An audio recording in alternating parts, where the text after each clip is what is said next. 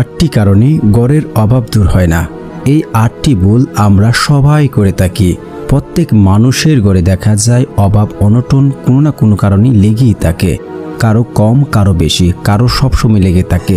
কিন্তু অনেকেই কল্পনা করতে পারে না যে কেন অভাব দূর হচ্ছে না।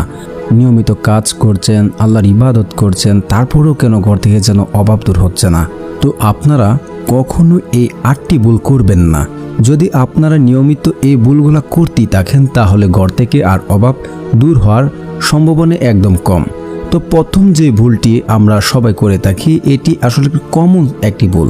এই ভুলটি আমাদের বাংলাদেশের মানুষ নয়, পুরো বিশ্বের প্রায় অধিকাংশ 90% মানুষ বেশি করে থাকে।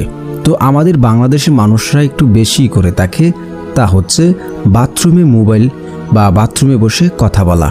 আমাদের অনেকে দেখা যায় যে বাথরুমে মোবাইল ফোন নিয়ে যান,